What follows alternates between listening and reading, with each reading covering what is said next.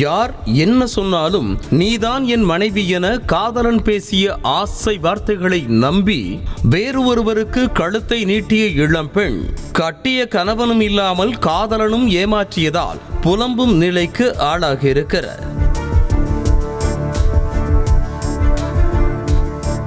ராமநாதபுரம் மாவட்டம் பாம்பன் கிழக்கு வடசை பகுதியைச் சேர்ந்தவர் ஸ்மிதா.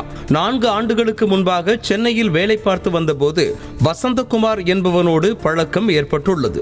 வசந்தகுமாரும் ராமநாதபுரம் மாவட்டம்தான் என்ற நிலையில் இருவரும் காதல் என்ற எல்லையை கடந்து லிவிங் டுகெதரில் வசித்து வந்தனர். கணவன் மனைவி போல ஒரே வீட்டில் வசித்து வந்த நிலையில் விஷயம் தெரிந்து ஸ்மிதாவின் வீட்டில் மாப்பிள்ளை பார்க்க ஆரம்பித்துள்ளனர்.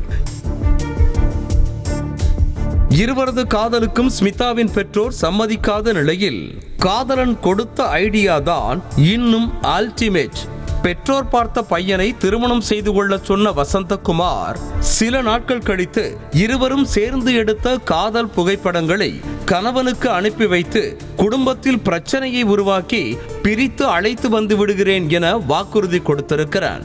காதலன் கொடுத்த ஐடியாவை நம்பி ஒன்றுமே அறியாத இளைஞனை ஸ்மிதாவும் பலிகடாவாக்கி பெற்றோர் ஆசைப்படி திருமணமும் செய்து கொண்டார்.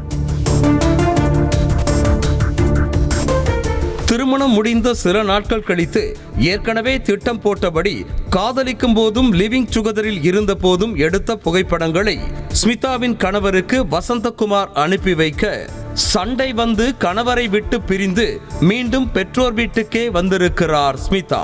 காதலனை நம்பி தாலி கட்டிய கணவனை விட்டுவிட்டு வந்து காத்திருந்த ஸ்மிதாவிற்கு பிறகுதான் தெரிந்திருக்கிறது வசந்தகுமாரின் உண்மை முகம். 4 வருஷமா நானும் வசந்தன்ற பையனும் லவ் பண்ணிட்டு இருந்தோம். சில பிரச்சனைகள்னால எனக்கு வீட்டுல வேற மாப்பிள்ளை பார்த்து பிரச்சனையில கல்யாணம் பண்ணி வச்சாங்க. அந்த பையன் என்ன சொன்னான்னா, உனக்கு வீட்டுல கல்யாணம் பண்ணா பரவாயில்ல, நீ சொல்ற மாப்பிள்ளைய கட்டிக்கோ, அதுக்கப்புறம் நான் உன்னை கூட்டிட்டு போயிடுறேன், ஒரு 2-3 நாளையாவது நான் உன்னை கூட்டிட்டு போயிடுறேன்னு சொன்னா.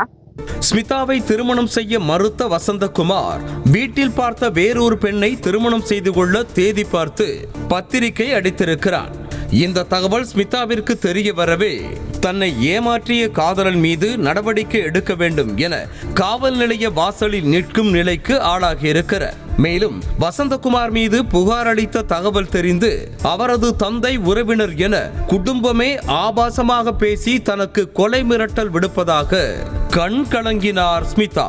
பையனை நீ கல்யாணம் பண்ணணும்னா உன்னை நாங்க கொன்றுவோம், விட மாட்டோம், குடும்பத்துல உள்ளவளையே நான் அழிச்சிருவேன் அப்படின்னு ரொம்ப மிரட்டினாரு. அதுக்கு 2 நாளைக்கு முன்னாடி எங்க அம்மாவுக்கு கால் பண்ணி, உன் பொண்ணு ஊருக்கு தானே வருது, வரும்போது என் பொண்ணுக்கு நான் கதையை முடிச்சிருவேன் அப்படி இப்படி இந்த ஆர்த்திகேயன் தான் ரொம்ப பேசியிருந்தாரு. இந்த பையனோட அப்பாவும் கொலை மிரட்டல் கொடுத்திருந்தாரு. ஸ்மிதாவை திருமணம் செய்ய மறுத்த வசந்தகுமார் மகளிர் காவல் நிலையத்திலேயே வைத்து அப்படித்தான் செய்வேன், முடிந்ததை பார்த்துக்கொள் என ஆணவமாக பேசியதாக சொல்லப்படுகிறது.